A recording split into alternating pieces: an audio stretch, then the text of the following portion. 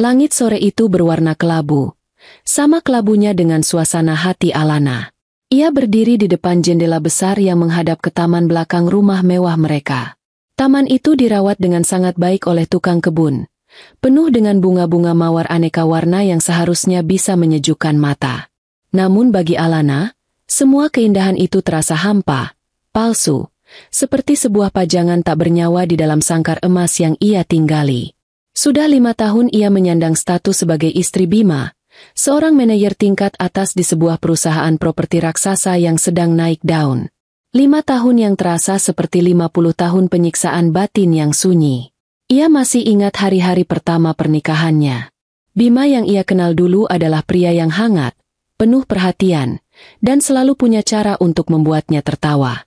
Mereka bertemu di sebuah kafe kecil, saat Alana sedang sibuk dengan laptopnya, mengerjakan proyek desain lepasannya.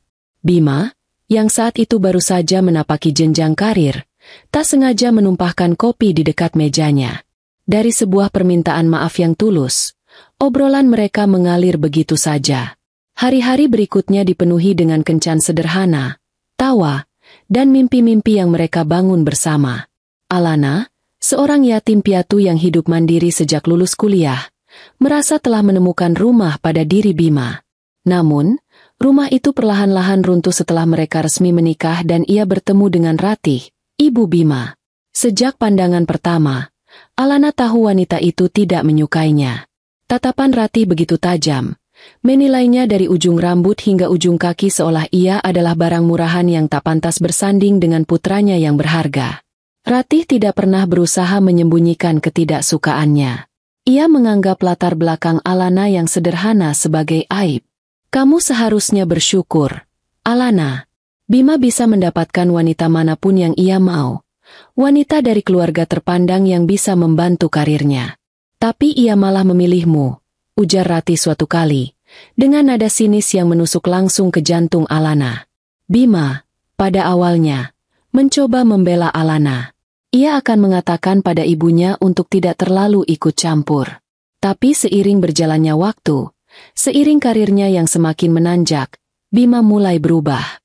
Bisikan-bisikan Ratih yang terus-menerus meracuni pikirannya sepertinya mulai membuahkan hasil. Bima menjadi lebih pendiam di rumah, lebih sering pulang larut malam dengan alasan rapat, dan pembelaannya terhadap Alana pun lenyap. Ia hanya akan diam saat ibunya melontarkan hinaan pada Alana di meja makan, seolah-olah Alana adalah orang asing yang tak perlu ia pedulikan. Puncaknya adalah ketika Ratih memaksa Alana untuk berhenti dari pekerjaannya sebagai desainer grafis lepas.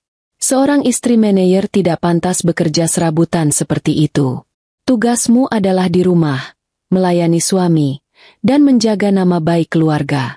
Jangan membuat kami malu, kata Ratih dengan nada final yang tidak bisa dibantah. Bima, lagi-lagi, hanya diam dan mengangguk setuju. Sejak saat itu, dunia Alana menyempit.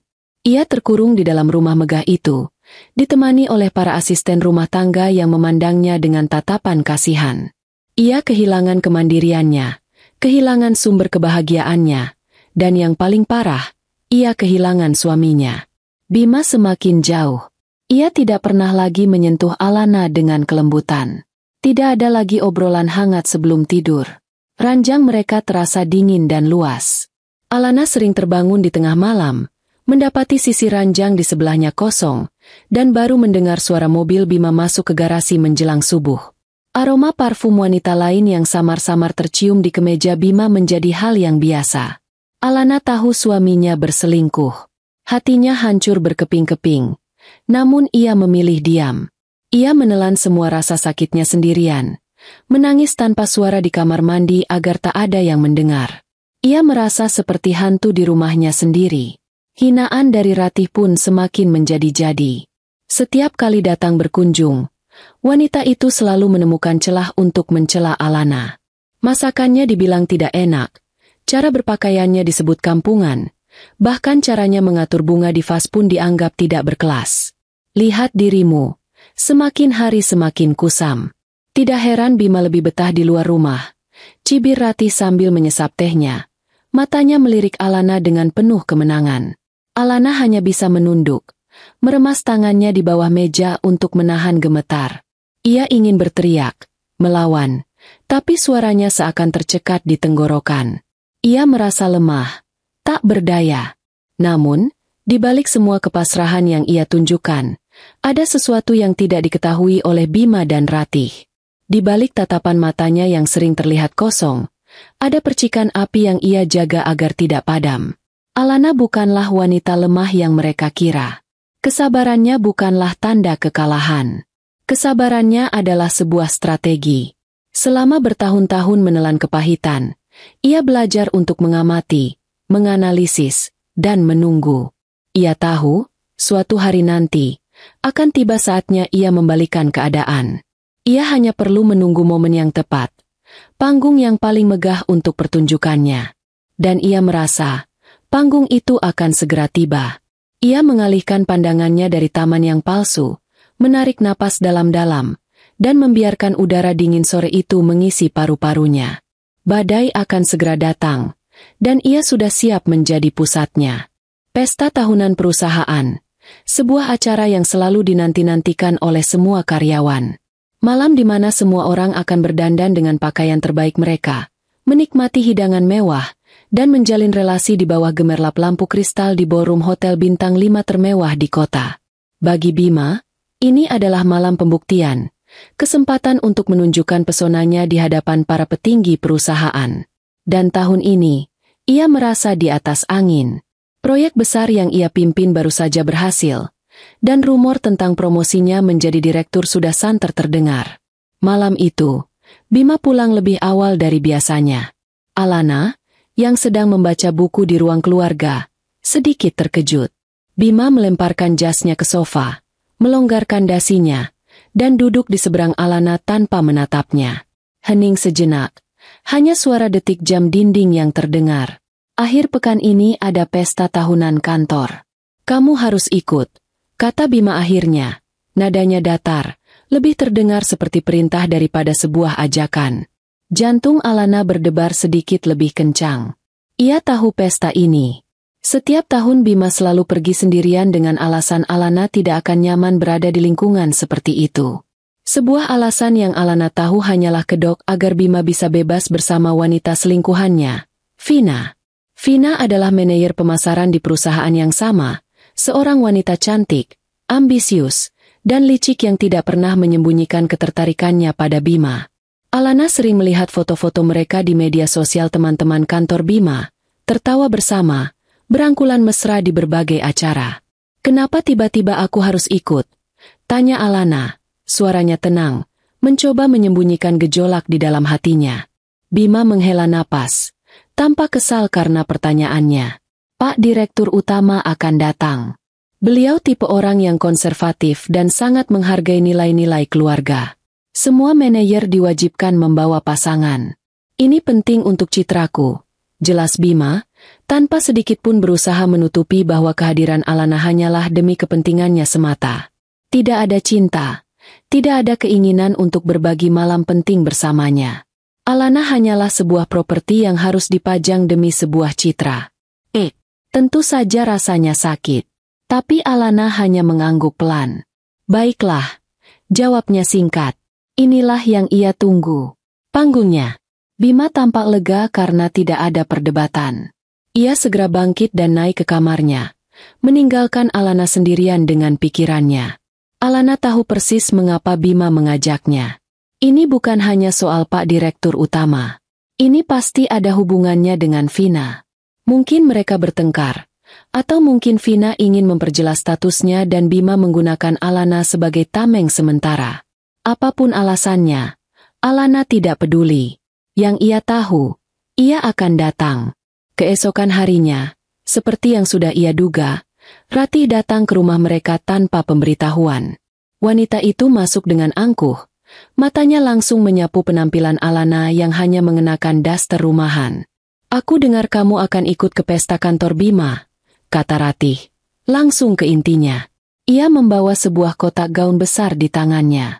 Aku tidak mau kamu membuat Bima malu. Jadi, aku sudah memilihkan gaun untukmu. Ratih membuka kotak itu dan mengeluarkan isinya. Sebuah gaun berwarna coklat kusam, modelnya sangat ketinggalan zaman, dan bahannya terlihat kasar dan murah. Gaun itu adalah definisi dari kata sederhana, dalam artian yang paling buruk. Gaun yang dirancang agar pemakainya tidak terlihat, menjadi bayangan di tengah keramaian. Cobalah, perintahnya. Alana menatap gaun itu, lalu menatap wajah mertuanya yang penuh kemenangan. Ia tahu persis apa tujuan Ratih. Ia ingin Alana terlihat menyedihkan di samping Bima dan Vina yang pasti akan mengenakan gaun desainer yang gemerlapan. Ia ingin menunjukkan pada semua orang betapa tidak pantasnya Alana menjadi istri Bima. Dengan hati yang lapang, Alana mengambil gaun itu dan masuk ke kamar pas. Saat ia keluar, Ratih tersenyum puas. Gaun itu pas di badan Alana, tapi justru karena itu, gaun itu semakin menonjolkan betapa buruknya model dan warnanya. Nah, ini baru pas. Sederhana dan tahu diri, komentar Ratih, matanya berkilauan licik. Bima, yang baru saja turun dari tangga, hanya melirik sekilas. Sudah bagus itu. Yang penting sopan, katanya. Jelas tidak peduli dan hanya ingin ibunya cepat pulang. Alana hanya tersenyum tipis. Terima kasih, Ma. Mama perhatian sekali. Ucapnya dengan suara lembut yang membuat Ratih semakin merasa superior. Setelah mertuanya pulang, Alana kembali ke kamarnya. Ia melepaskan gaun hinaan itu dan melemparkannya ke tempat tidur. Ia berjalan menuju lemari pakaiannya yang besar.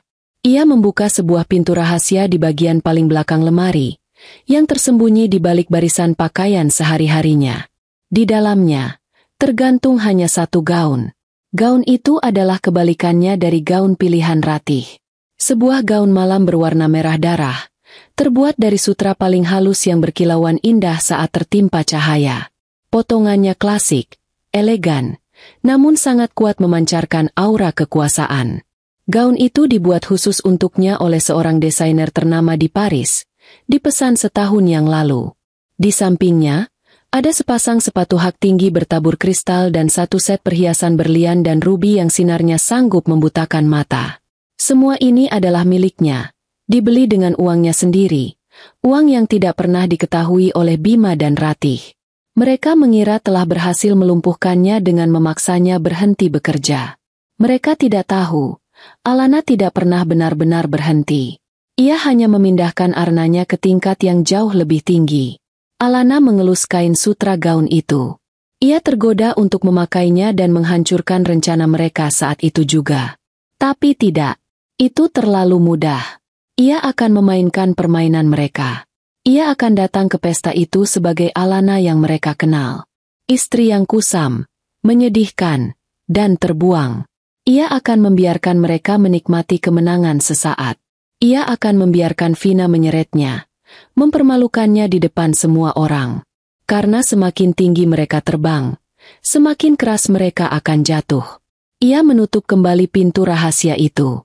Ia akan mengenakan gaun coklat kusam itu. Ia akan membiarkan dirinya menjadi umpan. Karena malam itu, bukan dia yang akan menjadi mangsa, melainkan para pemangsa itu sendiri. Ia merasakan firasat yang kuat, bukan firasat buruk, melainkan firasat bahwa malam itu akan menjadi malam pembalasan yang paling manis. Perjalanan menuju hotel terasa lebih lama dari seharusnya. Di dalam mobil sedan mewah yang dikemudikan oleh sopir pribadi, keheningan terasa begitu pekat hingga menyesakan. Bima duduk di depan, di samping sopir, sibuk dengan ponselnya. Dari pantulan kaca spion, Alana bisa melihat jemari suaminya menari lincah di atas layar, dan sesekali sebuah senyum tipis terukir di bibirnya. Senyum yang sudah bertahun-tahun tidak pernah lagi ditujukan untuknya. Alana tahu persis siapa yang sedang Bima hubungi. Vina. Mereka mungkin sedang merencanakan detail pertunjukan malam ini. Pertunjukan di mana Alana akan menjadi objek penderita. Alana sendiri memilih duduk di kursi belakang, menyandarkan kepalanya pada kaca jendela yang dingin. Ia mengenakan gaun coklat kusam pilihan mertuanya, tanpa riasan berarti di wajahnya, dan rambutnya hanya ia sanggul sederhana. Penampilannya sengaja ia buat sebiasa mungkin, persis seperti yang mereka inginkan. Ia menatap gemerlap lampu kota yang berlarian di luar. Namun pikirannya tidak berada di sana. Pikirannya setajam pisau bedah, memetakan setiap kemungkinan yang akan terjadi malam ini. Ia tidak merasa gugup atau takut. Anehnya, yang ia rasakan adalah ketenangan yang dingin, sebuah antisipasi yang mendebarkan, seperti seorang pemain catur ulung yang sudah melihat 5 langkah ke depan saat lawannya baru memikirkan langkah pertama. Mobil akhirnya berhenti di lobi sebuah hotel bintang 5 yang paling megah di kota. Para pelayan hotel dengan seragam necis segera membukakan pintu. Bima keluar lebih dulu, merapikan jas mahalnya dan berjalan masuk tanpa menoleh atau menunggu Alana. Seolah-olah ia datang sendirian. Alana menarik napas panjang sebelum melangkah keluar dari mobil, merasakan tatapan penuh tanya dari pelayan hotel yang melihat penampilannya yang kontras dengan kemewahan di sekelilingnya. Ia mengabaikan semua itu dan berjalan dengan langkah yang tenang dan mantap, memasuki lobi yang lantainya terbuat dari marmer mengilap. Suara musik orkestra yang lembut dan denting gelas sampahnya menyambutnya begitu ia mendekati pintu ballroom. Ruangan itu begitu luas dan indah. Lampu-lampu kristal raksasa menggantung di langit-langit yang tinggi, menebarkan cahaya keemasan ke seluruh penjuru ruangan. Ratusan tamu undangan, para pria dengan setelan jas mahal dan para wanita dengan gaun malam yang berkilauan, membaur sambil berbincang dan tertawa. Aroma parfum mahal bercampur dengan aroma aneka hidangan lezat yang tersaji di meja-meja prasmanan. Ini adalah dunia yang berbeda, dunia yang penuh dengan kepalsuan dan senyum basa-basi, dunia yang telah lama Alana amati dari jauh. Bima sudah tidak terlihat. Ia pasti sudah bergabung dengan kolega-koleganya, memamerkan pesonanya. Alana tidak berusaha mencarinya. Ia tahu perannya malam ini adalah menjadi bayangan. Ia berjalan perlahan ke sudut ruangan, di dekat sebuah pilar besar, tempat di mana ia tidak akan terlalu menarik perhatian. Dari sana, ia bisa melihat hampir seluruh isi ruangan. Ia mengambil segelas air putih dari pelayan yang lewat dan hanya berdiri diam, mengamati. Tak lama, ia mendengar bisik-bisik. 2 orang wanita yang berdiri tidak jauh darinya sedang melirik ke arahnya sambil menutup mulut mereka. Itu bukannya istri Pak Bima? Kok penampilannya seperti itu? Bisik yang satu. Iya, kasihan sekali. Sederhana sekali. Tidak sepadan dengan Pak Bima yang gagah begitu. Apalagi kalau dibandingkan dengan Bu Vina. Balas yang lainnya. Alana hanya diam, pura-pura tidak mendengar. Hatinya tidak merasakan sakit seperti dulu. Hinaan-hinaan itu kini terdengar seperti suara latar yang tidak berarti. Mereka hanya melihat apa yang ingin ia perlihatkan. Pandangannya kemudian tertuju pada pintu masuk. Ratih, ibu mertuanya, baru saja tiba. Wanita itu tampak anggun dengan kebaya modern berwarna biru tua dan tatanan rambut yang sempurna. Ia berjalan dengan dagu terangkat, menyapa beberapa kenalannya dengan senyum angkuh. Matanya berkeliling mencari putranya, dan ketika ia menemukan Bima, senyumnya semakin lebar. Namun, saat pandangannya tanpa sengaja bertemu dengan Alana di sudut ruangan, senyum itu lenyap, digantikan oleh tatapan tajam penuh celaan, seolah berkata, "Bagus, tetaplah di sana dan jangan membuat masalah." Dan kemudian, bintang utama malam itu pun tiba. Vina. Ia melangkah masuk ke dalam ballroom dan seketika menarik perhatian semua orang. Ia mengenakan gaun malam berwarna perak yang memeluk tubuhnya dengan sempurna, berkilauan di bawah cahaya lampu. Rambutnya yang panjang tergerai indah, dan riasan wajahnya begitu sempurna. Ia berjalan dengan penuh percaya diri, menebar senyum ke kanan dan ke kiri. Bima, yang melihat kedatangannya, segera meninggalkan teman-temannya dan menghampiri Vina. Ia menyambut Vina dengan sebuah kecupan ringan di pipi, sebuah tindakan yang begitu intim dan berani di depan umum. Alana menyaksikan pemandangan itu dari kejauhan. Ratih pun ikut bergabung dengan mereka. Ketiganya tampak seperti keluarga yang sempurna. Ratih merangkul pinggang Vina dengan akrab, tertawa mendengar lelucon yang dilontarkan Bima. Mereka menjadi pusat perhatian. Para tamu undangan lain seakan mengerti bahwa itulah pasangan yang sesungguhnya. Sementara itu, Alana, sang istri sah, hanya menjadi penonton yang terlupakan di sudut ruangan. Ia melihat beberapa orang menatapnya dengan iba, beberapa lagi dengan tatapan mengejek. Mereka semua mengira Alana adalah wanita malang yang kalah telak. Alana menyesap air putihnya dengan tenang. Biarkan saja mereka berpikir begitu. Pertunjukan yang sesungguhnya bahkan belum dimulai. Waktu terus berjalan. Pesta sudah mencapai puncaknya. Pembawa acara telah selesai memberikan sambutan, dan beberapa petinggi perusahaan sudah naik ke atas panggung untuk memberikan pidato singkat. Nama Bima beberapa kali disebut. Dipuji atas kinerjanya yang cemerlang. Setiap kali namanya disebut, Bima akan berdiri dan membungkuk hormat. Sementara Vina di sampingnya bertepuk tangan dengan antusias. Matanya menatap Bima dengan penuh puja. Mereka benar-benar menikmati momen itu. Merasa menjadi raja dan ratu malam itu. Ego mereka membumbung tinggi, membuat mereka merasa tak terkalahkan. Alana masih berdiri di tempat yang sama, di sudut ruangannya yang sunyi. Ia melihat semua drama itu dengan mata kepala sendiri. Ia melihat bagaimana Bima dan Vina berdansa mesra saat musik mulai mengalun. Ia melihat bagaimana Ratih dengan bangga memperkenalkan Vina kepada teman-teman sosialitanya sebagai calon menantu. Setiap adegan itu seharusnya merobek-robek hatinya. Namun yang ia rasakan hanyalah detak jantungnya yang semakin stabil. Kesabarannya hampir mencapai batas akhir, dan ia tahu momennya akan segera tiba. Setelah puas menjadi pusat perhatian, Vina sepertinya teringat pada satu detail kecil yang mengganggunya. Ia teringat pada keberadaan Alana. Dengan senyum licik di wajahnya, ia membisikkan sesuatu ke telinga Bima, yang kemudian direspons dengan sebuah anggukan dan senyum miring. Ratih, yang melihat interaksi itu, juga ikut tersenyum. Mereka bertiga kemudian mulai berjalan, melintasi lautan manusia, lurus menuju ke sudut tempat Alana berdiri. Orang-orang yang menyadari pergerakan mereka mulai berbisik-bisik. Suasana yang tadinya riuh rendah kini perlahan menjadi lebih senyap. Semua mata mulai tertuju pada trio yang berjalan penuh percaya diri itu dan target mereka. Seorang wanita dengan gaun coklat kusam yang berdiri sendirian. Alana melihat mereka datang. Ia tidak bergerak, tidak menunjukkan ekspresi apapun. Ia hanya menunggu. Alana, ya ampun, kamu masih di sini ternyata? Aku kira kamu sudah pulang. Sapa Vina dengan nada manis yang dibuat-buat. Suaranya cukup keras untuk didengar oleh orang-orang di sekitar mereka. Ia memegang segelas anggur merah di tangannya yang lentik. Kasihan sekali sendirian di pojokan. Apa kamu tidak bosan? Alana hanya menatapnya tanpa menjawab. Kebisuan Alana rupanya membuat Vina semakin berani. Ia melirik gaun yang dikenakan Alana dari atas ke bawah dengan tatapan merendahkan. Gaunmu sederhana sekali ya. Lanjutnya. Kemudian, seolah-olah tersandung kakinya sendiri, ia sengaja menumpahkan seluruh isi gelas anggurnya tepat ke bagian dada gaun Alana. Yups! Ya ampun, maafkan aku. Aku benar-benar tidak sengaja. Serunya dengan ekspresi kaget yang sangat palsu.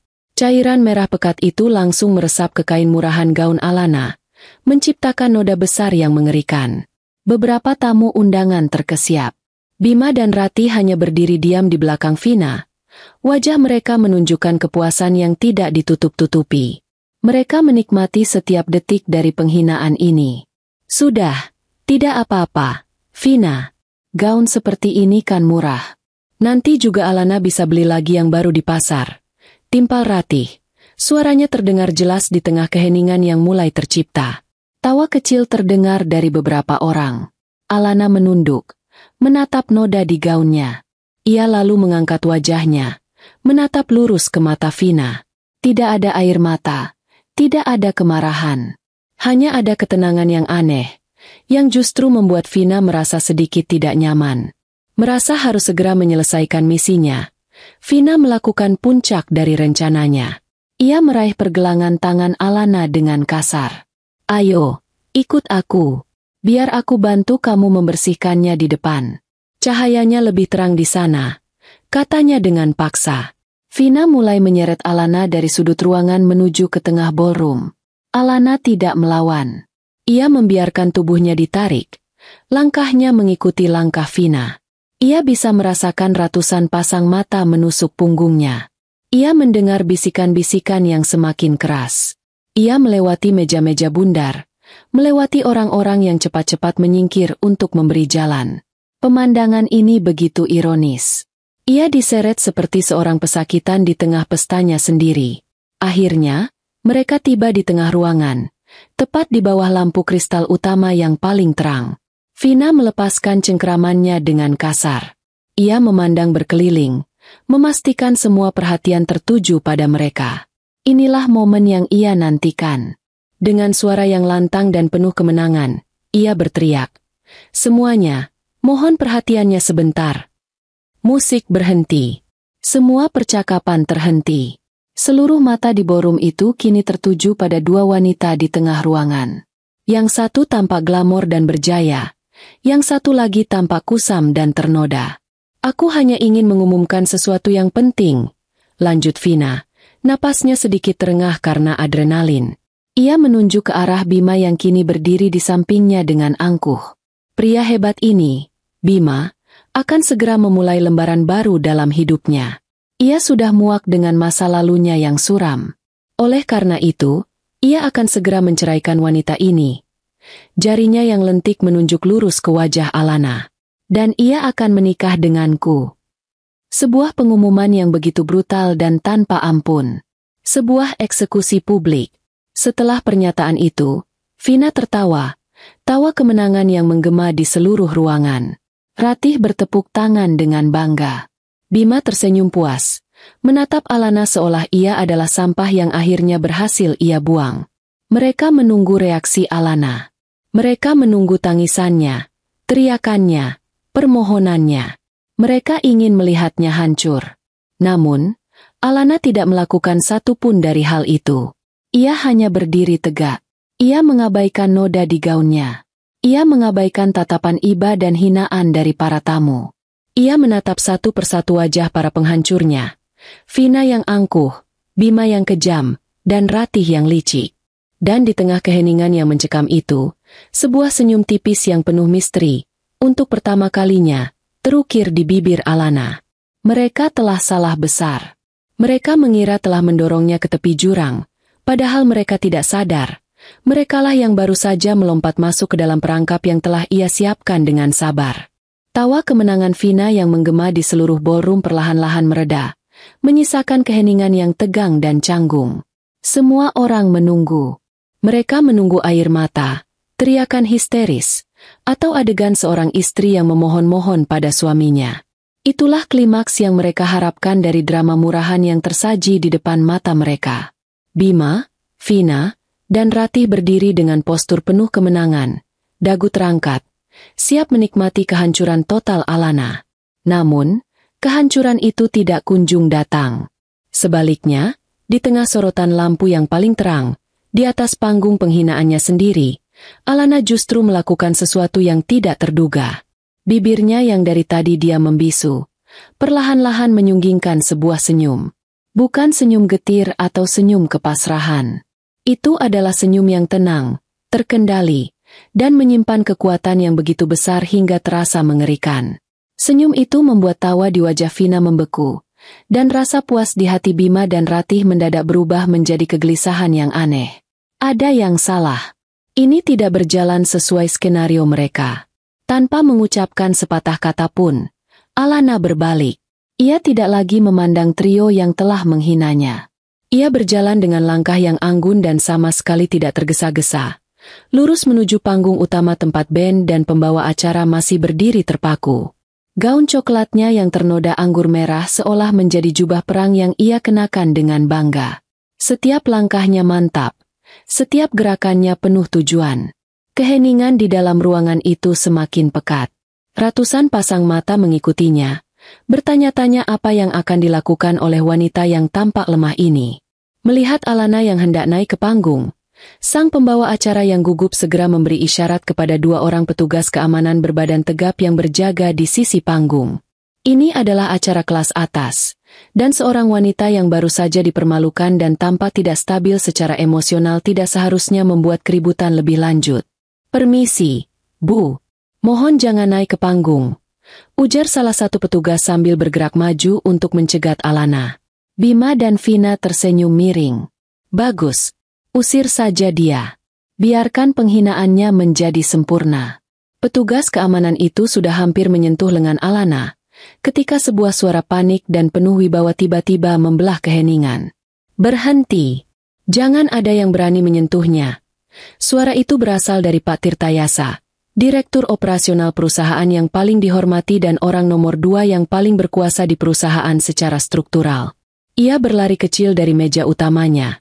Wajahnya pucat pasi, dan keringat dingin mulai membasahi pelipisnya. Semua orang terkejut melihat reaksi Pak Tirtayasa. Kedua petugas keamanan itu langsung membeku di tempat. Pak Tirtayasa berhenti tepat di depan Alana, tidak berani menatap wajahnya secara langsung, dan kemudian ia melakukan sesuatu yang membuat seluruh isi ballroom menahan napas. Ia membungkukkan badannya dalam-dalam, sebuah gestur hormat yang luar biasa. "Maafkan saya, Bu Alana. Maafkan kelancangan saya. Saya tidak menyadari kehadiran ibu di sini," ucapnya dengan suara bergetar, penuh dengan rasa takut dan penyesalan. Dunia seakan berhenti berputar. Bima, Vina, dan Ratih membelalakan mata mereka. Apa yang terjadi? Mengapa Pak Tirtayasa, seorang direktur senior yang angkuh, membungkuk pada Alana? Pada istri tak berguna yang mereka kenal? Kebingungan melanda seluruh ruangan. Alana hanya menatap Pak Tirtayasa dengan tenang, lalu memberinya sebuah anggukan kecil yang penuh wibawa, seolah menerima permintaan maafnya. Ia kemudian melanjutkan langkahnya, menaiki tangga panggung tanpa ada lagi yang berani menghalangi. Sang pembawa acara yang gemetaran cepat-cepat menyodorkan mikrofon padanya. Alana menerima mikrofon itu. Tangannya tidak gemetar. Ia berdiri di tengah panggung, menatap lautan wajah yang kini memandangnya dengan campuran rasa bingung, kaget, dan penasaran. Ia menarik napas pelan.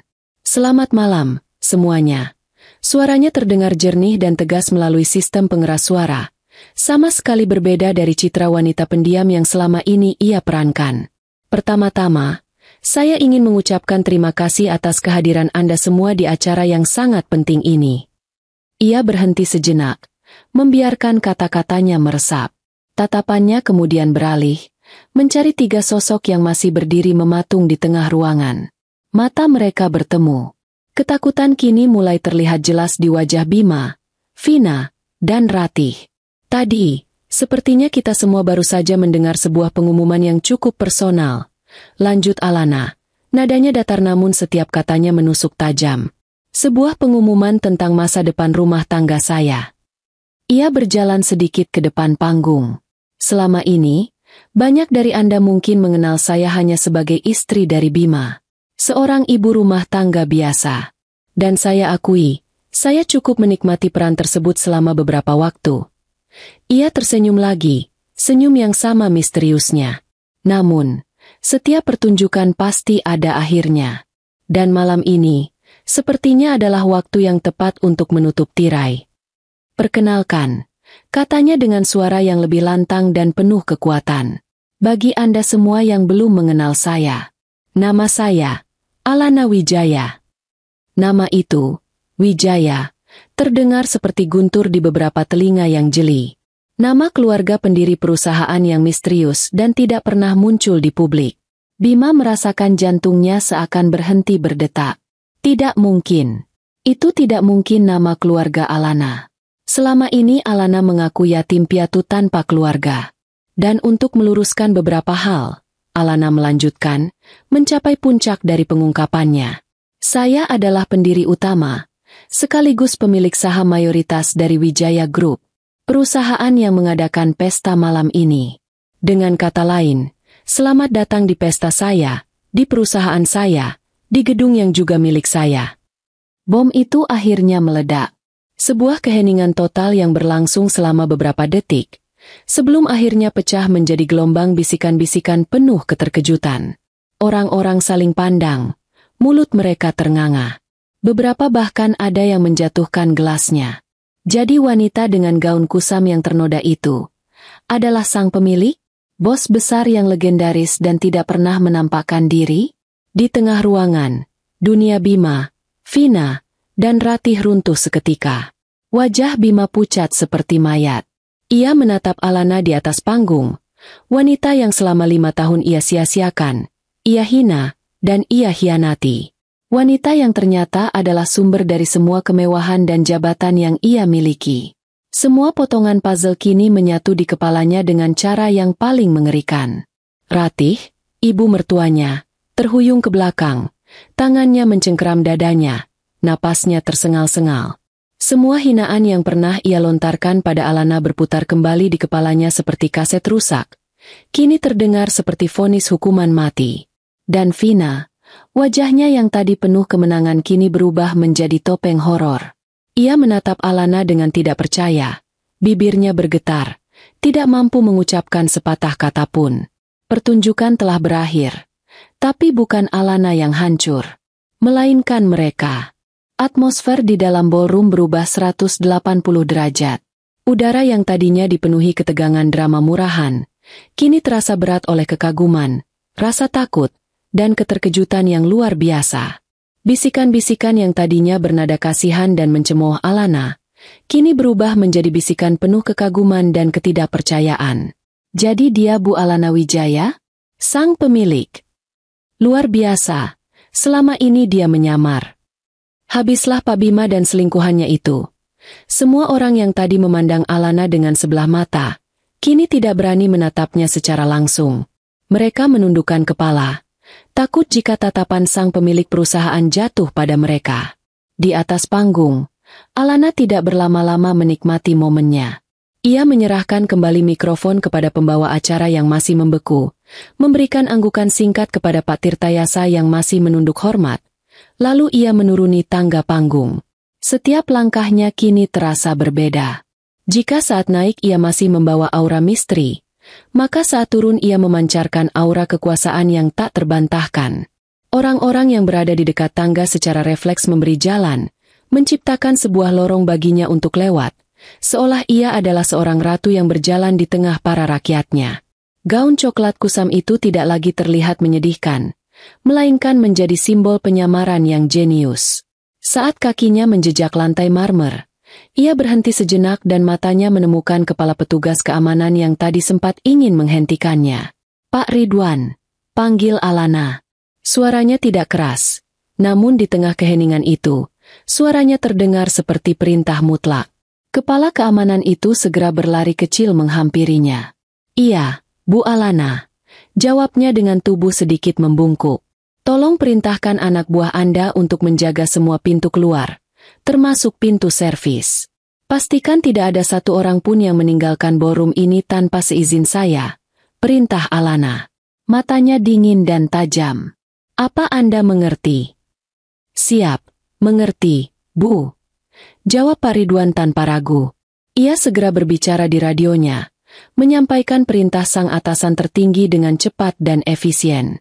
Dalam sekejap, beberapa petugas keamanan tambahan muncul dan berdiri tegap di setiap pintu keluar.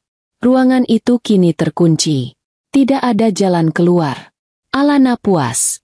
Kini, tidak ada satupun dari mangsanya yang bisa melarikan diri. Ia kemudian melanjutkan langkahnya. Tujuannya hanya satu, 3 patung manusia yang masih membeku di tengah ruangan. Bima, Vina, dan Ratih. Langkah sepatunya yang sederhana kini terdengar seperti dentuman genderang perang. Setiap ketukannya di lantai marmer menambah berat tekanan di dada ketiga orang itu. Vina adalah yang pertama kali tersadar dari kelumpuhannya, digantikan oleh penyangkalan yang panik. Saat Alana semakin dekat, ia menggelengkan kepalanya dengan kuat. Tidak, ini tidak mungkin, kamu pasti bohong. Desisnya, suaranya bergetar hebat. Kamu hanya istri Bima yang tidak punya apa-apa. Kamu pasti menyuap Pak Tirtayasa untuk melakukan sandiwara ini. Alana terus berjalan, tidak terpengaruh oleh tuduhan putus asa itu. Ratih, di sisi lain, mulai gemetar tak terkendali. Wajahnya yang angkuh kini dipenuhi oleh kengerian.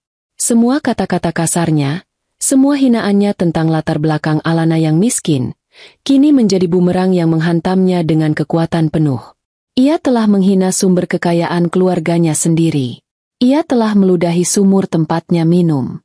Sementara itu, pikiran Bima bekerja dengan kecepatan kilat, mencoba menyatukan kepingan-kepingan yang mustahil. Alana Wijaya. Ia pernah mendengar nama itu dalam rapat dewan direksi, disebut dengan penuh hormat sebagai investor utama yang misterius, sang ghost owner. Ia tidak pernah menyangka hantu itu tidur di ranjang yang sama dengannya setiap malam. Ia teringat bagaimana Alana tidak pernah meminta uang darinya. Ia teringat bagaimana Alana selalu tampak tenang secara finansial meskipun ia sudah tidak bekerja. Ia teringat bagaimana beberapa kali Alana memberinya masukan bisnis yang ternyata sangat brilian, yang ia anggap hanya sebagai keberuntungan seorang ibu rumah tangga. Ia telah hidup dalam kebohongan. Lebih buruk lagi, ia telah menjadi parasit bagi wanita yang paling ia rendahkan. Rasa malunya begitu besar hingga ia ingin bumi terbelah dan menelannya hidup-hidup. Akhirnya, Alana berhenti. Ia berdiri kurang dari 1 meter di depan mereka. Ia menatap Vina, yang masih menatapnya dengan campuran rasa tidak percaya dan benci. Alana memandangi gaun perak Vina yang gemerlapan. "Gaunmu indah sekali, Vina," kata Alana. Suaranya lembut namun mengandung racun yang mematikan. Ia bahkan mengulurkan tangannya, menyentuh ujung kain gaun itu dengan jarinya. Kainnya bagus, potongannya sempurna, pasti sangat mahal. Vina tersentak mundur, seolah sentuhan Alana membakarnya. "Tentu saja mahal. Tidak seperti gaunmu," balasnya, masih mencoba mempertahankan harga dirinya yang sudah hancur. Alana menarik kembali tangannya dan tersenyum tipis. "Aku tahu. Aku yang menyetujui anggarannya," katanya dengan santai. "Tapi yang jadi masalah, gaun ini, perhiasanmu, tas tanganmu semuanya dibeli menggunakan fasilitas kartu kredit perusahaan untuk keperluan pemasaran, bukan?" Mata Alana menajam. "Sementara laporan yang aku terima, acara promosi di luar kota yang seharusnya kamu datangi minggu lalu, kamu batalkan. Tapi klaim biayanya tetap kamu ajukan. Kira-kira, uangnya lari kemana ya?" Pertanyaan itu adalah sebuah tamparan yang tidak terlihat, namun dampaknya lebih keras dari tamparan fisik. Wajah Vina berubah seputih kertas. Ia telah melakukannya. Ia sering memanipulasi anggaran untuk keuntungan pribadinya, merasa aman di bawah perlindungan Bima. Ia tidak pernah menyangka bahwa pemilik perusahaan akan mengetahui detail sekecil itu. Kekuasaan Alana bukanlah kekuasaan nama, melainkan kekuasaan yang nyata dan detail. Pembalikan keadaan telah dimulai. Alana belum berteriak, belum menjambak, tapi ia sudah melucuti senjata lawannya satu persatu dengan kata-kata yang dingin dan fakta yang tak terbantahkan. Vina kini benar-benar terpojok, gemetar di bawah tatapan dingin sang bos besar. Pertanyaan Alana menggantung di udara yang beku, setajam pisau guillotine yang siap jatuh. Wajah Vina yang tadinya seputih kertas kini mulai memerah karena panik dan marah. Penyangkalan adalah satu-satunya senjata yang tersisa di gudang persenjataannya yang kini kosong. Itu bohong. Kamu jangan mengarang cerita. Kamu hanya iri padaku," serunya. Suaranya melengking tinggi, memecah keheningan yang mencekam. "Kamu memfitnahku karena Bima lebih memilihku daripada perempuan sepertimu." Ia mencoba menarik Bima untuk mendukungnya, namun Bima hanya berdiri mematung. Wajahnya kosong, pikirannya terlalu sibuk memproses kehancurannya sendiri untuk bisa membela siapapun. Alana menatap Vina dengan ekspresi yang nyaris kasihan. "Iri? Memfitnah?" ulang Alana dengan nada tenang. "Vina, aku tidak pernah beroperasi berdasarkan asumsi. Aku hanya percaya pada data."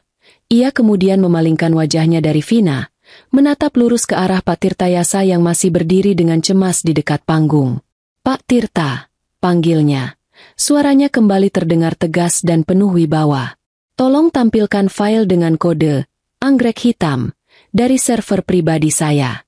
Proyeksikan ke semua layar utama sekarang." Perintah itu dieksekusi dengan kecepatan kilat. Pak Tirtayasa segera berbicara pada tim teknis melalui walkie-talkie. Beberapa detik kemudian, semua layar raksasa di dalam ballroom yang tadinya menampilkan logo perusahaan yang elegan, kini berubah menjadi hitam. Lalu, sebuah file terbuka. Di bagian atas, tertulis dengan jelas, "Investigasi internal Vina Adelia, Divisi Pemasaran." Jantung Vina serasa berhenti berdetak. Dokumen pertama yang muncul adalah salinan laporan pengeluaran kartu kredit perusahaan atas nama Vina. Di sebelahnya, ditampilkan foto-foto resolusi tinggi dari berbagai butik mewah, restoran bintang 5, dan salon kecantikan eksklusif. Tanggal dan jumlah transaksi di laporan itu dicocokkan dengan sempurna dengan tanggal dan harga barang-barang mewah yang Vina kenakan malam itu, termasuk gaun peraknya. Lalu, muncul laporan perjalanan dinas fiktif yang disebutkan Alana.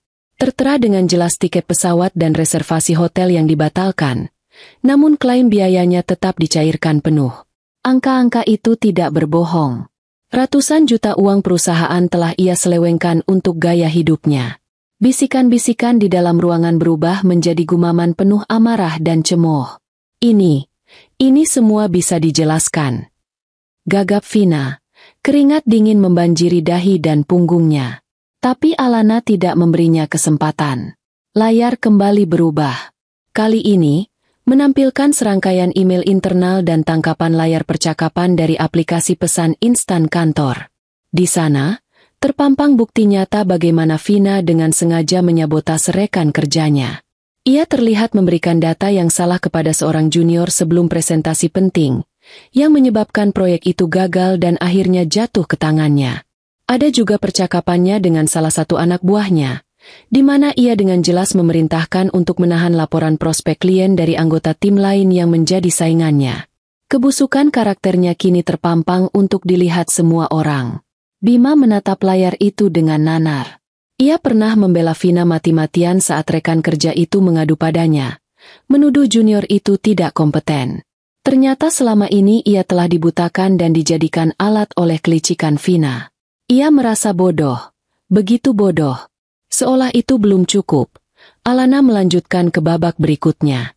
Layar kini menampilkan dokumen riwayat hidup yang Vina ajukan saat melamar kerja 5 tahun lalu. Di sana tertulis ia adalah lulusan terbaik dari sebuah universitas bisnis ternama di luar negeri. Di sebelahnya, muncul surat balasan resmi dari universitas tersebut, yang menyatakan bahwa tidak pernah ada mahasiswi yang terdaftar atas nama Vina Adelia. Ijazah yang ia gunakan adalah palsu. Seluruh karirnya yang cemerlang di perusahaan itu dibangun di atas sebuah kebohongan besar. Vina mulai terisak. "Tidak, hentikan, ku mohon hentikan," pintanya dengan suara parau. Harga dirinya telah dilucuti lapis demi lapis di hadapan ratusan orang. Ia kini telanjang. Semua aibnya menjadi tontonan. "Satu lagi," kata Alana. Suaranya dingin tanpa emosi. Dan inilah pukulan terakhir yang paling mematikan. Layar menjadi gelap. Lalu sebuah pemutar audio muncul. Terdengar suara Vina, jernih dan jelas. Sepertinya direkam secara diam-diam. Ia sedang berbicara di telepon dengan temannya. Iya, si Bima itu bodohnya bukan main. Gampang sekali dikendalikan. Egonya saja yang besar. Puji sedikit, langsung melayang dia. Ibunya juga sama saja. Wanita tua gila hormat. Aku hanya perlu bersikap manis sedikit. Langsung dianggap seperti anak Dewi. Sementara istrinya itu, perempuan desa yang pasrah. Dia pikir aku tidak tahu kalau dia yang punya banyak properti atas namanya? Bima yang cerita. Makanya aku harus cepat-cepat dapat status. Kalau perlu aku hamil anaknya. Setelah itu semua aset atas nama istrinya pasti bisa aku kuras pelan-pelan. Rekaman itu berhenti. Keheningan yang tercipta setelahnya lebih mengerikan dari suara apapun. Hinaan terhadap Bima, Ratih, dan Alana, serta niat busuknya yang paling dalam, kini telah terungkap. Bima menatap Vina dengan tatapan penuh kebencian dan rasa jijik. Ia telah dipermainkan, dianggap bodoh, dan hanya dijadikan batu loncatan. Ratih terhuyung, hampir pingsan jika tidak ditahan oleh kursi di dekatnya. Wanita yang ia puji-puji setinggi langit ternyata menganggapnya wanita tua gila hormat. Vina menjerit. Ia sudah tidak tahan lagi. Matikan! Matikan semua itu! Ia berteriak seperti orang gila. Mencoba berlari ke arah panggung untuk menghentikan semuanya. Namun, 2 orang petugas keamanan yang sudah bersiaga di dekatnya segera menangkap lengannya. Alana membiarkan gambar pemutar audio itu terpampang di layar selama beberapa saat, memastikan pesannya sampai. Kemudian, dengan satu isyarat tangannya, layar kembali menjadi hitam. Ia menatap Vina yang meronta-ronta di pegangan petugas keamanan. "Di perusahaan saya," kata Alana. Suaranya tenang namun bergema dengan otoritas mutlak. "Tidak ada satu senti pun ruang untuk seorang penipu, pencuri, manipulator, dan orang yang tidak memiliki integritas." Ia lalu menoleh pada Pak Ridwan, sang kepala keamanan. "Pak Ridwan, perintahnya, bawa wanita ini keluar dari gedung saya sekarang juga. Seret dia jika perlu. Pastikan dia tidak membawa apapun dari ruangannya selain tas tangannya malam ini. Tim legal saya akan menghubunginya besok pagi untuk proses hukum lebih lanjut." "Baik, Bu," jawab Pak Ridwan. Ia memberi isyarat pada anak buahnya. Tanpa ampun, kedua petugas keamanan itu mulai menyeret Vina yang terus menjerit dan menangis. "Bima, tolong aku. Bima, lepaskan aku. Alana, aku minta maaf. Lepaskan," teriaknya histeris. Namun tidak ada yang menolongnya. Bima hanya menatapnya dengan dingin. Ratusan tamu undangan hanya memandangnya dengan tatapan jijik. Ia diseret melewati lantai marmer yang berkilauan. Gaun peraknya yang mahal kini tampak seperti kostum badut yang menyedihkan. Pintu ballroom yang besar dan megah itu terbuka. Tubuh Vina dilemparkan keluar. Dan kemudian pintu itu tertutup kembali dengan suara debuman yang keras dan final. Aibnya telah dibongkar. Karirnya hancur. Dan hidupnya runtuh dalam satu malam. Setelah pintu ballroom tertutup dan jeritan Vina lenyap ditelannya, keheningan yang berat kembali menyelimuti ruangan. Semua orang masih terpaku, mencoba mencerna tontonan eksekusi publik yang baru saja mereka saksikan. Pertunjukan itu begitu brutal, efisien, dan tanpa ampun. Sosok Alana di mata mereka kini bukan lagi hanya sekadar pemilik perusahaan, tapi seorang ahli strategi yang dingin dan sangat berbahaya jika dikhianati. Alana tidak membuang waktu. Setelah memastikan Vina benar-benar lenyap dari pandangannya, ia perlahan-lahan memutar tubuhnya. Tatapannya yang tajam kini beralih, mengunci dua sosok yang tersisa di tengah lingkaran kehancuran. Bima dan Ratih. Jika tadi mereka adalah penonton yang menikmati penghinaan Alana, kini merekalah yang menjadi pusat perhatian, menunggu giliran untuk diadili. Melihat tatapan Alana tertuju padanya, naluri bertahan hidup Bima langsung mengambil alih. Rasa malu dan amarahnya pada Vina menguap, digantikan oleh ketakutan yang luar biasa akan kehilangan segalanya. Dalam satu gerakan yang menyedihkan, ia menjatuhkan dirinya berlutut di hadapan Alana. Lantai marmer yang dingin terasa menusuk lututnya, tapi ia tidak peduli. Ia merangkak beberapa senti, mencoba meraih ujung gaun Alana yang kotor. "Alana, sayang, maafkan aku," isaknya. Air mata buaya mulai membasahi pipinya. Aku benar-benar tidak tahu kalau dia seperti itu. Aku buta. Alana. Dia telah menipuku. Dia memanipulasi pikiranku selama ini. Tapi percayalah, hatiku selalu untukmu. Aku minta maaf. Aku mohon, jangan lakukan ini padaku. Aku masih suamimu, Alana. Kata-katanya keluar begitu saja. Sebuah rangkaian pembelaan diri yang menyedihkan dan penuh kepalsuan. Ratih, yang melihat putranya berlutut seperti pengemis, juga tersadar dari keterpakuannya. Ia tidak ikut berlutut. Harga dirinya yang setinggi langit masih tersisa sedikit. Namun wajahnya sudah dipenuhi permohonan. "Alana, dengarkan Mama," katanya. Suaranya bergetar. Ia bahkan menggunakan panggilan Mama yang tidak pernah ia ucapkan dengan tulus. Ini semua salah perempuan jahat itu. Dia pasti sudah menggunakan guna-guna pada Bima. Bima anak yang baik. Dia tidak mungkin melakukan ini semua dengan sadar. Maafkanlah dia, Nak. Jangan hancurkan keluarga kita hanya karena satu kesalahan. Alana menatap dua orang yang sedang bersandiwara di hadapannya.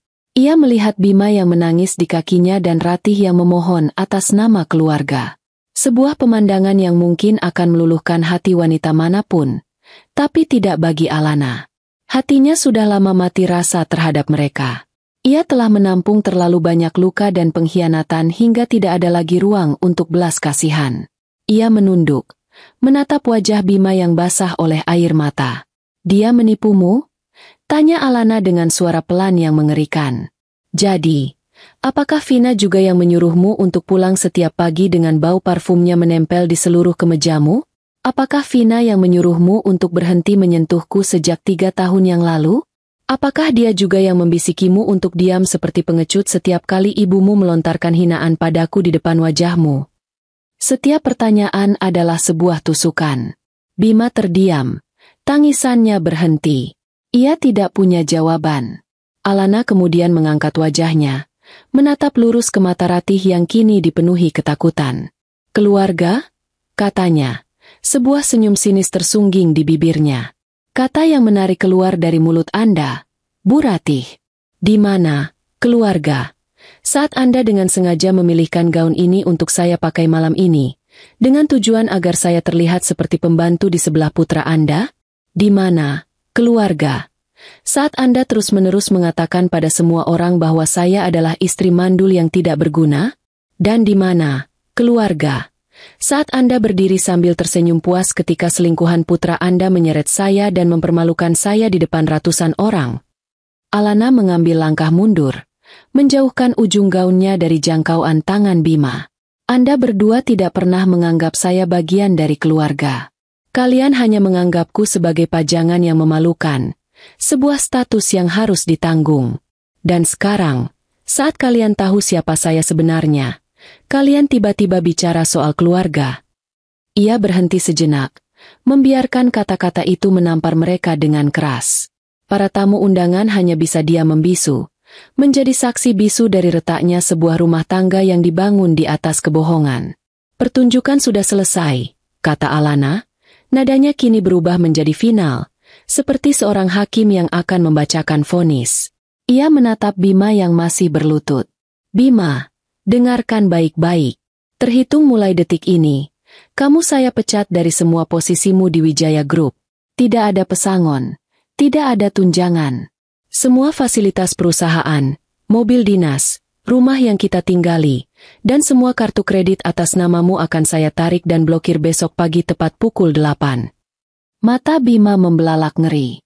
Ia akan menjadi gelandangan. Dan untuk statusmu sebagai suamiku, lanjut Alana, tanpa jeda. Anggap saja pernikahan kita sudah berakhir malam ini, di panggung penghinaan yang kalian ciptakan sendiri. Pengacara saya akan mengirimkan surat gugatan cerai secepatnya ke alamat orang tuamu, karena kamu tidak akan punya alamat lagi. Setelah menghabisi Bima, tatapannya beralih ke Ratih, yang kini gemetar hebat. Dan untuk Anda, Bu Ratih, selamat. Anda berhasil membuat putra kesayangan Anda menjadi seorang pengangguran. Nikmatilah masa tua Anda dengan uang pensiun almarhum suami Anda, karena saya pastikan, Anda tidak akan pernah lagi menerima 1 rupiah pun dari perusahaan saya, apalagi dari saya. Vonis telah dijatuhkan. Dalam waktu kurang dari 5 menit, Alana telah melucuti semua yang mereka miliki. Pekerjaan, kekayaan, status sosial, dan masa depan. Yang tersisa hanyalah kehampaan dan penyesalan. Bima terduduk lemas di lantai. Tatapannya kosong. Ratih terdiam. Wajahnya pucat pasi. Mereka hancur. Benar-benar hancur. Bukan oleh teriakan atau amukan, melainkan oleh kata-kata dingin dan kebenaran yang tak terbantahkan. Vonis itu telah dijatuhkan, menggantung di udara seperti awan badai yang pekat. Bima masih terduduk di lantai marmer yang dingin. Jiwanya seakan telah tercerabut dari raga.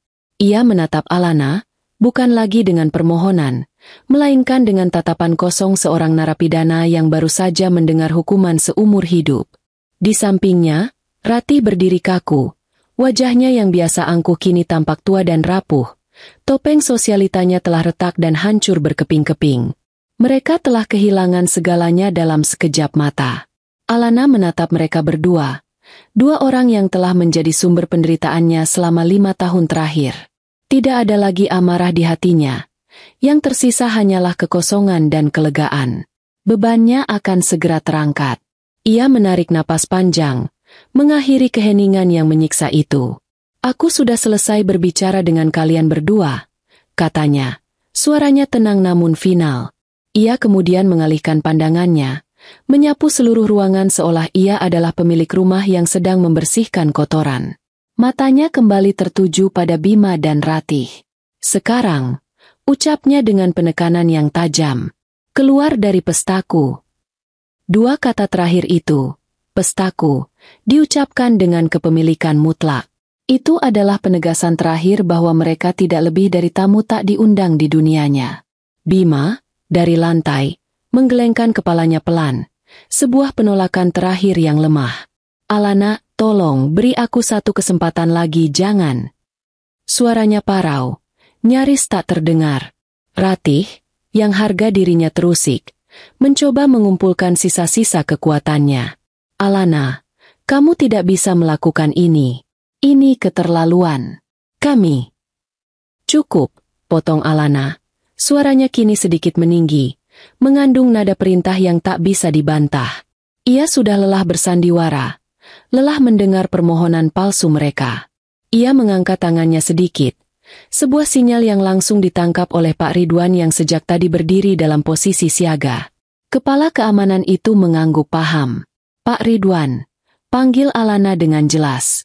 Tolong antarkan Tuan Bima dan Nyonya Ratih ke pintu keluar. Pastikan mereka meninggalkan gedung ini dengan aman dan cepat.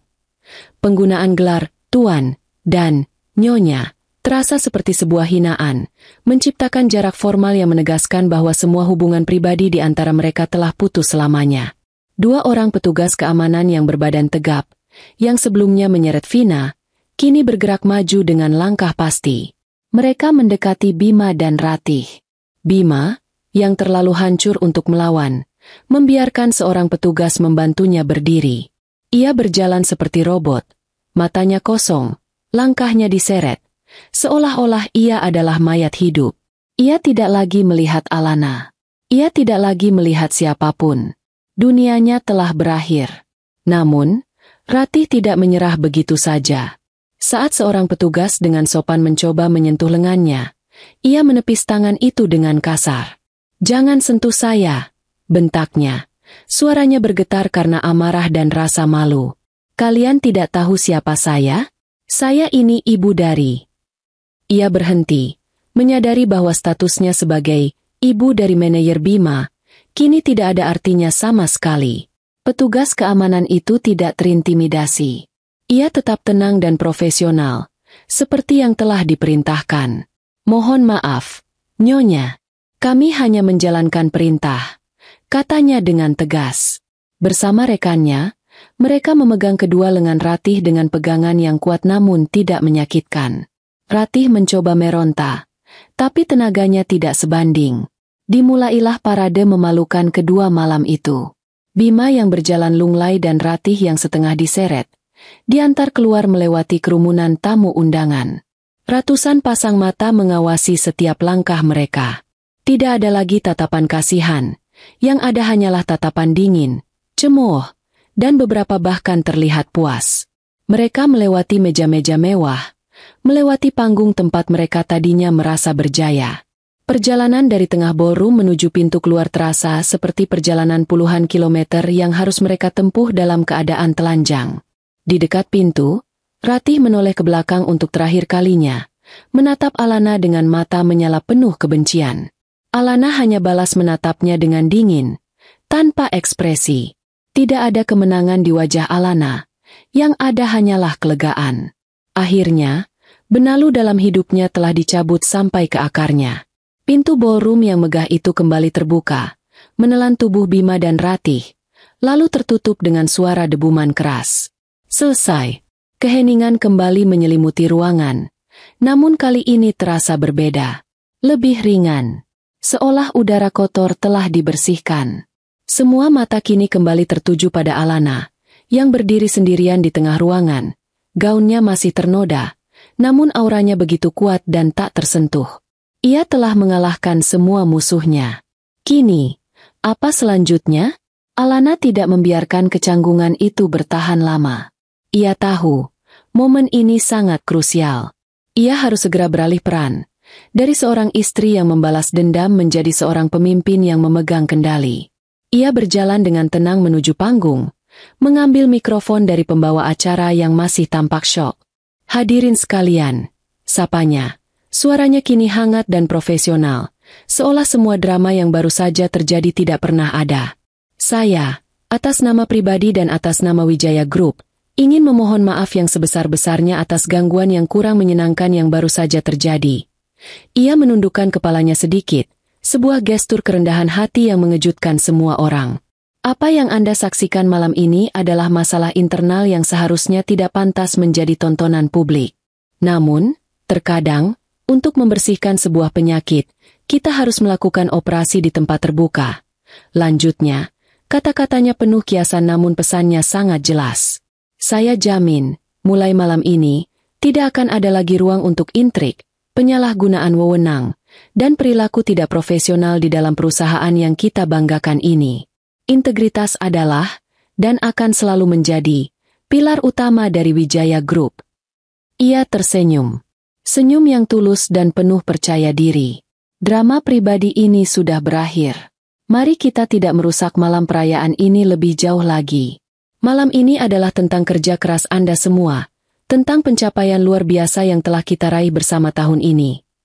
Ia mengangkat gelas air putihnya yang ada di meja podium. Untuk Wijaya Group, dan untuk masa depan yang lebih cerah bagi kita semua. Setelah hening sesaat, satu orang mulai bertepuk tangan. Itu adalah Pak Tirtayasa. Tepuk tangannya diikuti oleh para direktur lain, lalu para manajer, dan akhirnya, seluruh isi ballroom bergemuruh oleh tepuk tangan yang membahana.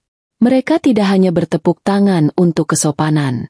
Mereka bertepuk tangan karena rasa hormat yang tulus.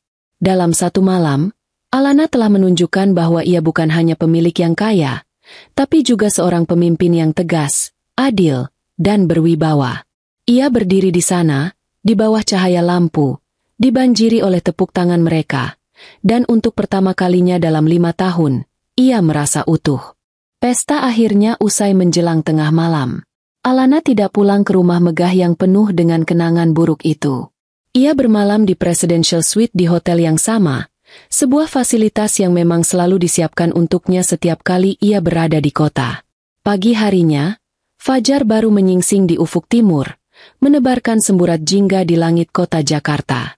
Namun, Alana sudah lama terjaga. Ia berdiri di depan jendela kamarnya yang setinggi dinding, menatap hamparan gedung-gedung pencakar langit yang mulai terbangun dari tidurnya. Di tangannya, ia memegang secangkir kopi hitam tanpa gula. Ia tidak lagi mengenakan gaun coklat kusam itu. Gaun itu telah ia buang ke tempat sampah tadi malam, bersama dengan semua sisa-sisa masa lalunya. Pagi ini, ia mengenakan sebuah setelan kerja berwarna biru navy yang dijahit dengan sempurna, dipadukan dengan kemeja sutra putih dan sepatu hak yang sederhana namun elegan. Rambutnya ia tata rapi ke belakang. Penampilannya memancarkan aura profesionalisme dan kekuasaan yang tak terbantahkan. Setelah menghabiskan kopinya, ia turun ke lobi di mana mobil dan sopir pribadinya yang asli telah menunggu. Perjalanannya pagi itu bukan menuju rumah yang terkutuk, melainkan menuju tujuannya yang sebenarnya. Menara Wijaya, kantor pusat dari kerajaan bisnis yang telah ia bangun dari nol.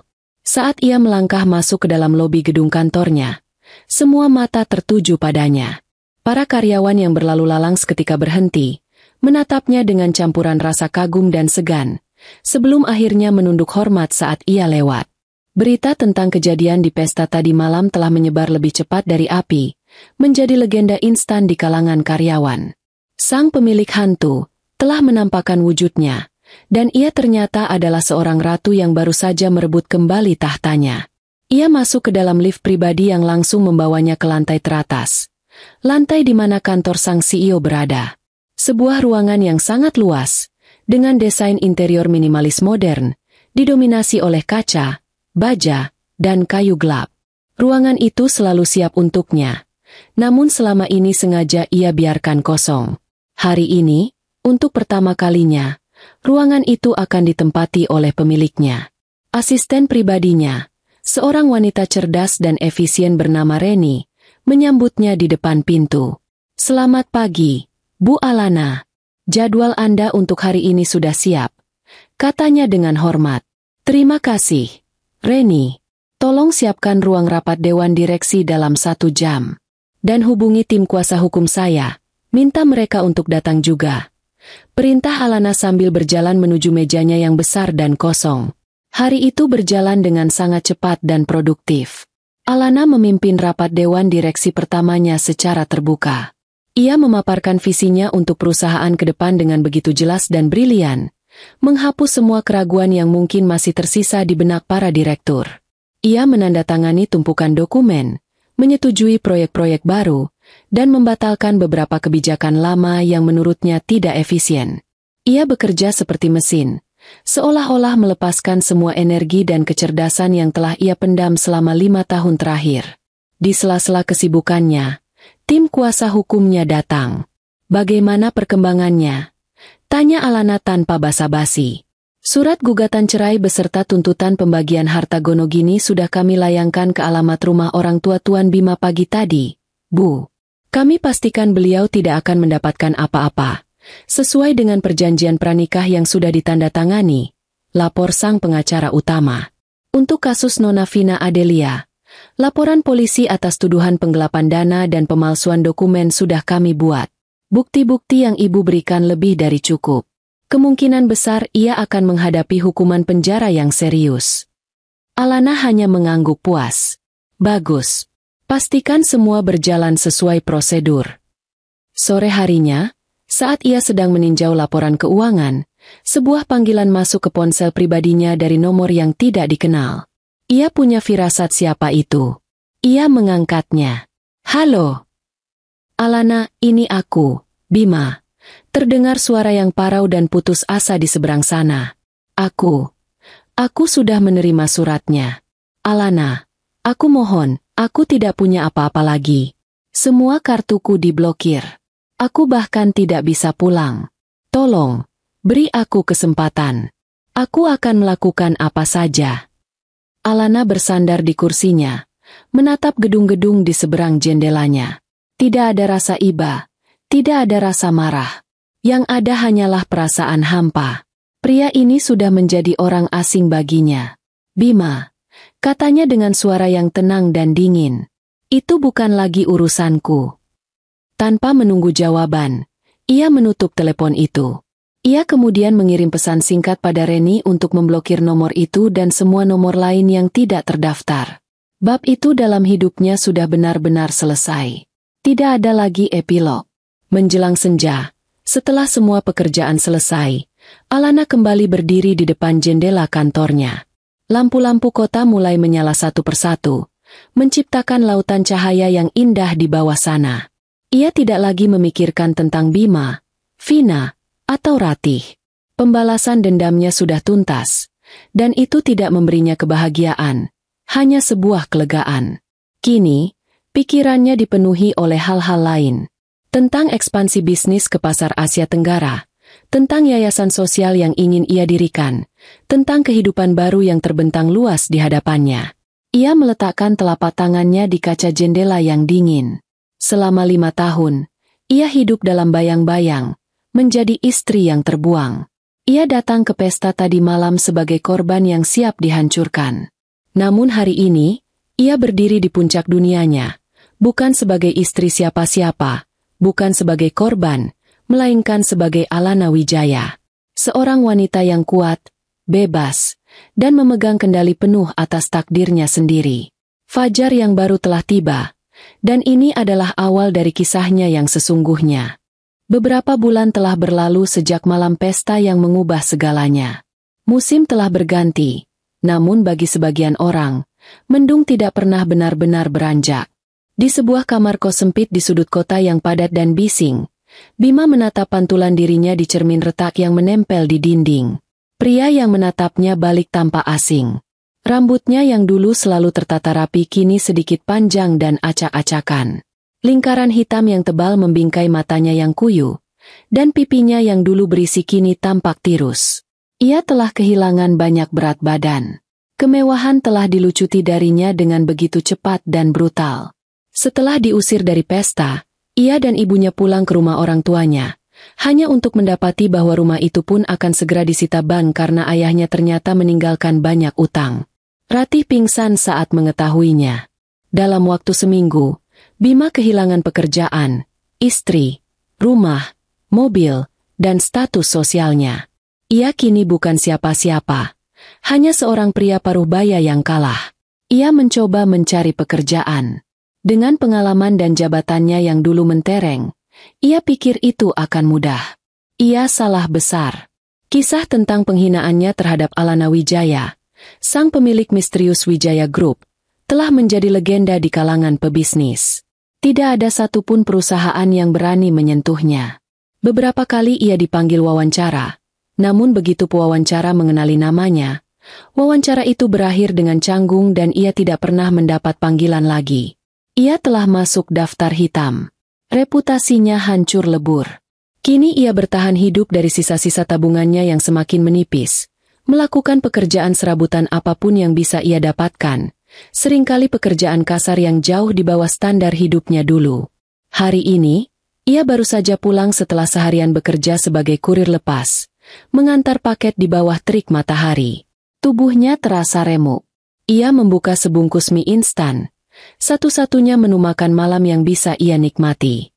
Sambil menunggu mie-nya matang, ia membuka ponsel murahnya, menjelajahi portal berita bisnis. Dan di sanalah wajah Alana. Tersenyum cerah dari sampul sebuah majalah bisnis ternama. Judulnya tertulis besar-besar, Alana Wijaya, sang ratu baru di jagat properti, merevolusi bisnis dengan sentuhan filantropi. Di artikel itu, diceritakan bagaimana Wijaya Group, di bawah kepemimpinan terbukanya, berhasil mengakuisisi 2 perusahaan properti besar di Singapura dan Malaysia. Ada juga foto-foto Alana saat meresmikan Yayasan Fajar Baru, sebuah lembaga nirlaba yang ia dirikan untuk membantu para ibu tunggal dan korban kekerasan dalam rumah tangga untuk memulai usaha mereka sendiri. Bima menatap foto itu dengan perasaan campur aduk. Ada rasa benci, iri, namun yang paling dominan adalah penyesalan yang begitu dalam hingga terasa seperti sesak di dadanya. Wanita di foto itu begitu bersinar, begitu kuat dan dihormati. Ia tidak bisa percaya bahwa wanita itu adalah Alana yang sama. Alana yang dulu ia anggap sebagai istri yang membosankan dan tidak berguna. Ia telah membuang berlian paling berharga, hanya untuk memungut sebuah batu kerikil yang ternyata beracun. Soal Vina, ia dengar dari berita bahwa wanita itu dijatuhi hukuman 5 tahun penjara. Bima bahkan tidak merasakan apa-apa lagi terhadapnya. Pintu kamarnya diketuk dengan kasar. Ratih masuk tanpa menunggu jawaban. Penampilan wanita itu juga merupakan bayangan pucat dari dirinya yang dulu. Tanpa perhiasan, tanpa riasan tebal, dan dengan pakaian sederhana, ia tampak seperti wanita tua biasa yang kelelahan. Ia tinggal bersama kerabat jauhnya, dan sesekali datang mengunjungi Bima hanya untuk meluapkan kekesalannya. "Sudah kamu lihat beritanya?" desis Ratih, matanya menyala. Perempuan itu, dia semakin terbang tinggi. Sementara kita membusuk di sini.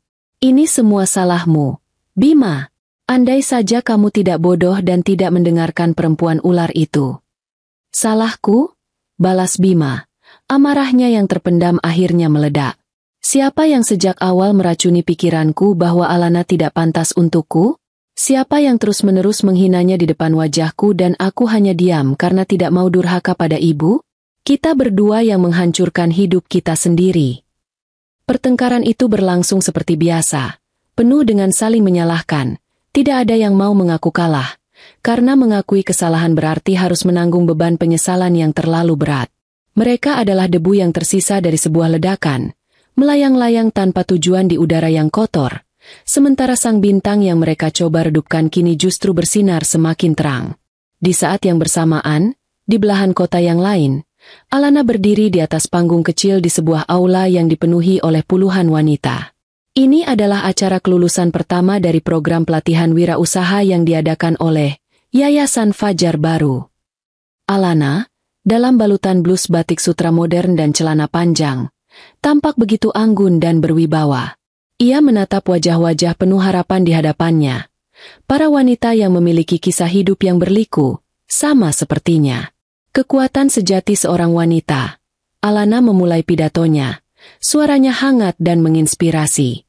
Bukanlah saat ia tidak pernah jatuh. Kekuatan sejati itu muncul saat ia mampu untuk bangkit kembali setiap kali ia dijatuhkan. Saat ia mampu mengubah lukanya menjadi pelajaran, dan mengubah keputusasanya menjadi batu loncatan. Ia tidak berbicara sebagai seorang CEO miliuner. Ia berbicara sebagai sesama wanita, sebagai seorang penyintas. Ia menceritakan sedikit kisahnya, tanpa menyebut nama, tentang bagaimana ia pernah kehilangan identitas dirinya, bagaimana ia pernah merasa tidak berharga. Jangan pernah biarkan orang lain mendefinisikan siapa diri Anda. Jangan pernah biarkan keadaan menentukan nilai Anda. Nilai Anda datang dari dalam diri Anda sendiri. Dari keberanian Anda untuk bermimpi, dan dari kerja keras Anda untuk mewujudkan mimpi itu. Aula itu bergemuruh oleh tepuk tangan. Setelah acara selesai, Alana tidak langsung pulang. Ia membaur, berbicara dengan para lulusan, mendengarkan kisah mereka, memberikan semangat. Ia tidak lagi dikelilingi oleh orang-orang palsu yang hanya ingin menjilatnya, melainkan oleh ketulusan dan rasa terima kasih yang nyata. Di tengah kerumunan itu, seorang pria menghampirinya. Ia adalah Ardi, seorang arsitek muda ternama yang menjadi salah satu donatur dan mentor di yayasan itu. Pidato yang luar biasa, Bu Alana, kata Ardi dengan tulus. Anda tidak hanya memberi mereka modal dan pelatihan, tapi juga harapan. Alana tersenyum.